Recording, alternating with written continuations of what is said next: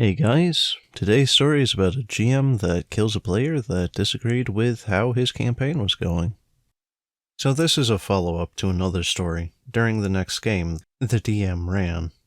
The original story. I remember a time when we basically figured out one of the DM's super secrets of the entire campaign, which caused the DM to basically nuke 5 cities because that was what the plot said happened when the secret was revealed. In the next game, he gave us 6 levels because the rest of the campaign was designed for our characters to have spent more time leveling up before we figured out the secret, and he didn't want to rewrite any part of the campaign he had spent months designing, so we were suddenly level 13.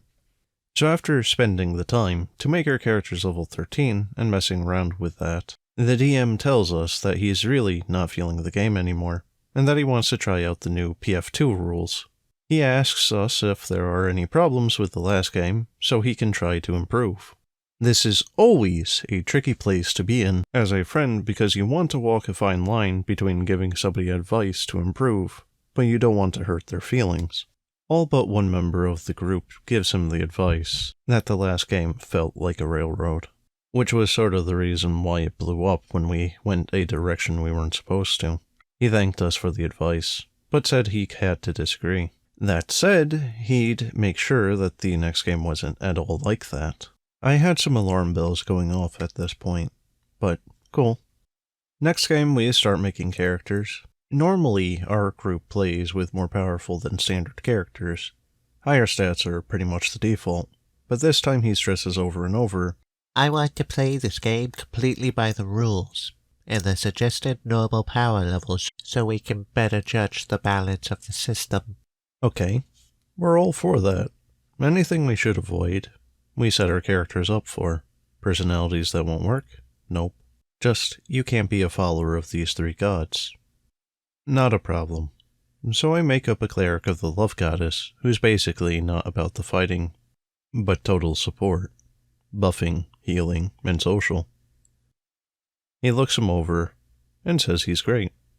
Game 1, I start to get nervous because he starts the thing with a super long, shared vision dream that 100% names the big bad guy of the campaign, an NPC that we will have to work with, and a hard trail of stuff we will have to follow.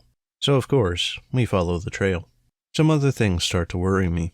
Every fight we have, in order to survive, I'm blowing every single one of my spells and abilities just to keep the party alive. At the same time, the DM is wondering why we don't do more exploring and pushing on through the game each day. I mentioned that the level of the fights he's putting us through seems super tough, and that's why we don't do many. He says that while he's using his own plot, he's taking the fights 100% from a module. Spoiler! I found out from another friend that he recognizes the fights and the module in question, and the fights are vastly harder than what is presented. In fact, he's ramped up the difficulties so that each combat is basically what you would expect in challenge rating for an end-of-module fight, and one was an end-of-game difficulty. Game 2. We continue following the path as laid out for us 100% in the dream, and it leads us to a dungeon. We go exploring and find a room that is right out of our vision, complete with a pillar that has 3 items on it we were told by the lady in the vision that we needed to take to stop this massively powerful undead king. So we go and grab them. It was grab all or none of them because of magic stopping just one of us from doing so.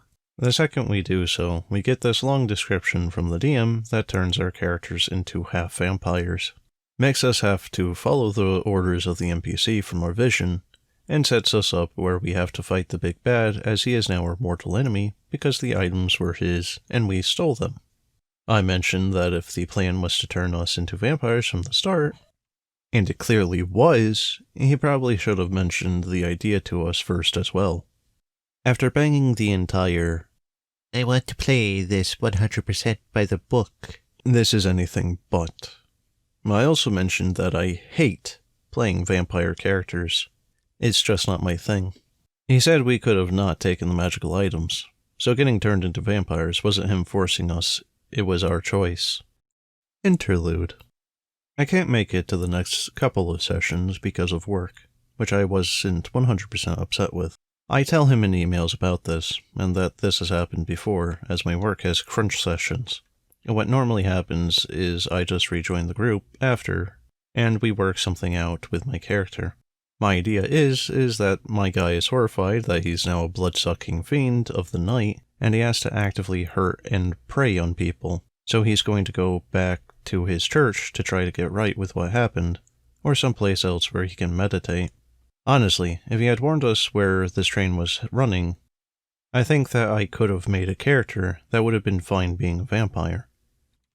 But man, I really don't want to play vampire characters, and would have asked if we could have been pretty much any other sentient undead.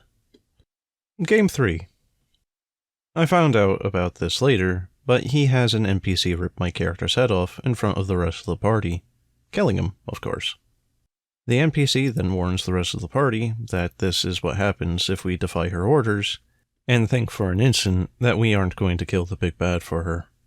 My friend tells me what happened afterwards, and I nope out of the group, even when my schedule clears up. Well guys, I don't think there's much for me to say here, beyond I might be wrong on it as well, but I do believe that the GM killed this guy's character just purely out of spite. Whether it's because he had to work and not show up for a couple of weeks, or because he just didn't agree with how the DM was bringing that campaign. And furthermore, with the fact that he had the person that was giving them the quest to kill the big bad evil guy, he just turned them into another big bad evil guy by having them immediately kill one of the party members. I can't say what the rest of his party did, but I know for a fact that I probably would have attacked this individual for having just killed a party member if I was a player. But in any case, guys, that's the end of the video. I hope you enjoyed, and if you have a story that you'd like me to narrate, let me know. And as always, thanks for watching, and have a good one.